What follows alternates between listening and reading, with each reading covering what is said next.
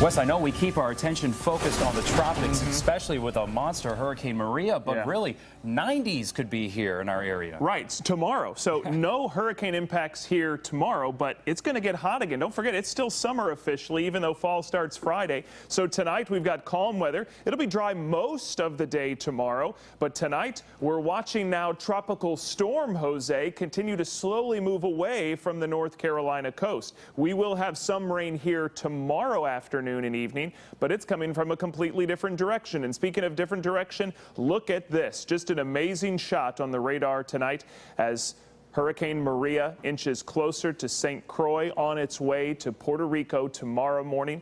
The outer eye walls with the strong winds already starting to hit St. Croix. And again, it's going to be a long 24 to 36 hours for our friends down in the Caribbean. Back here at home, pretty decent day tomorrow, considering that sometimes this time of year, we're well into the 90s, but it will get warmer tomorrow. It'll start off comfortable in the mid-60s. By Wednesday at 9 a.m., you're up to 74. Your lunch hour will be in the mid-80s, and we will be close to 90 degrees. We've only done it one other time this month. 90 degree in September. That's a pretty good September, right? But we'll be close to it tomorrow with small rain chances later in the day. The two big things in our neighborhood are a weak area of high pressure. It's weak. It's not strong enough to keep all the rain away tomorrow. And the other big thing is Tropical Storm Jose, which is still going to hang around for the next several days. And I think that's going to have an impact on where Maria ends up going along the East Coast. So this rain up in parts of the Virginias and up in the mountains will sneak in here tomorrow, and here's what that's going to look like. We'll start it off tomorrow morning, when again we expect dry weather as you leave for work and school. Same thing for lunchtime, few extra clouds, but dry. Then getting warmer in the afternoon. Again, first 90-degree day or close to it in a long time.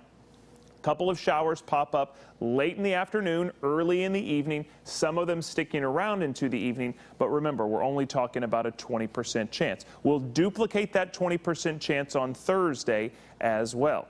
In the meantime, here's the latest on Tropical Storm Jose. I guess the big news tonight is it's no longer a hurricane. It's the longest lived hurricane 12 days in a row since the 1980.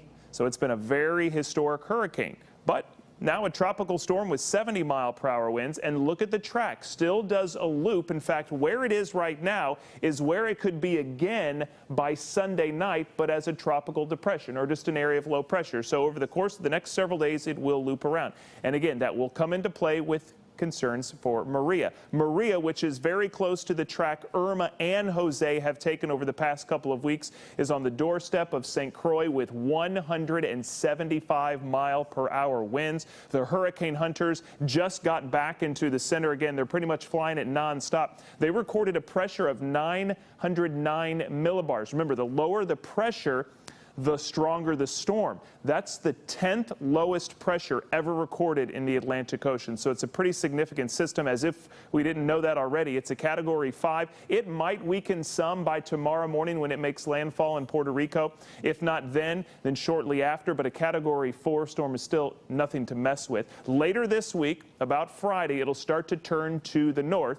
Of course, that turn will be very important to us and what happens afterwards, but it will also weaken some, possibly being east of Florida, well east of Florida in the Bahamas sometime this weekend. But let's bring in both storms and talk big picture stuff. There are two basic scenarios that are possible at this point that we see happening next week. Remember, if anything does happen, we're talking still a week away. Remember, there's two areas of high pressure, and one of the scenarios, which is looking more likely tonight, is that Jose, like I just showed you, hangs around as an area of low pressure through early next week. That's going to weaken these two areas of high pressure in between, and that's exactly where Maria wants to go. So if Jose lingers, Maria should stay farther off the North Carolina coast, away from the East Coast. And again, that's looking more likely, but it's not a slam dunk, because another possibility is that Jose doesn't hang around and moves out. That would allow these two areas of high pressure to kind of work together to block Maria and keep it closer to the Bahamas, keep it closer to the United States,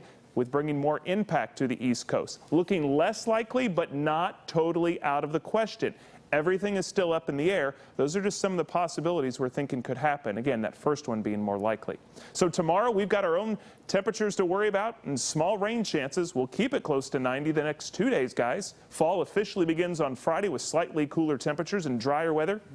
and we'll keep it dry this weekend with highs in the 80s, overnight lows in the low 60s. So the first weekend of fall will feel fairly fall-like.